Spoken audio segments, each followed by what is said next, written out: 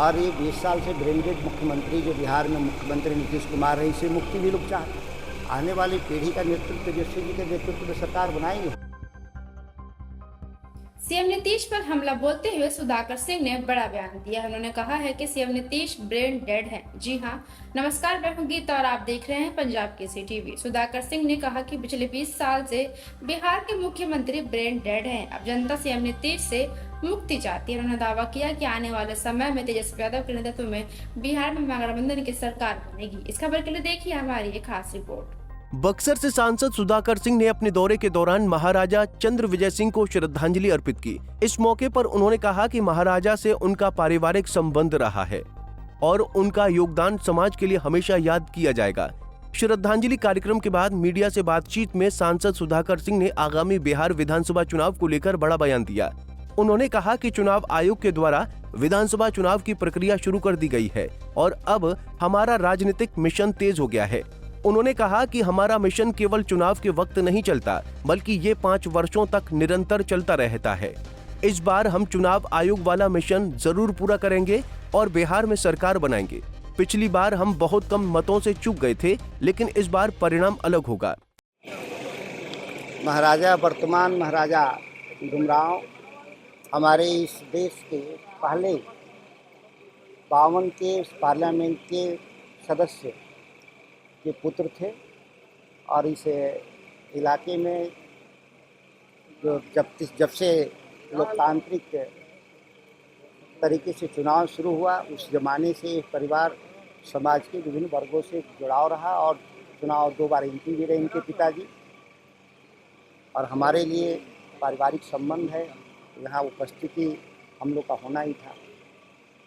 वहीं नीतीश कुमार पर निशाना साधते हुए सुधाकर सिंह ने कहा कि पिछले 20 साल से बिहार के मुख्यमंत्री ब्रेन डेड हैं और अब जनता उनसे मुक्ति चाहती है। उन्होंने दावा किया कि आने वाले समय में तेजस्वी यादव के नेतृत्व में बिहार में महागठबंधन की सरकार बनेगी। टिकट बंटवारे को लेकर चल रही नाराजगी के सवाल पर सांसद ने कहा कि राज्य की आबादी 13 करोड़ है और सभी लड़ने लायक हैं, लेकिन टिकट की संख्या सीमित होती है। नाराजगी केवल टिकट मिलने तक रहती है। नामांकन के बाद सब मिलकर काम करने में लग जाते हैं। इलेक्शन के चुनाव आयोग के द्वारा शुरू ही कर दिया गया और हम लोग का तो मिशन 5 साल का है, हमेशा चलता रहता है। चुनाव आयोग वाला मिशन भी पूरा करेंगे हम लोग और बिहार में हम लोग सरकार बनाएंगे। दावा है। आखिर पिछली बार भी हम बहुत कम मतों से चुके थे और ये 20 साल से ब्रेन डेड मुख्यमंत्री जो बिहार में मुख्यमंत्री नीतीश कुमार है, इसे मुक्ति भी लोग चाहते हैं। आने वाली पीढ़ी का नेतृत्व तेजस्वी जी के नेतृत्व में सरकार बनाएंगे। गठबंधन में सब ठीक है।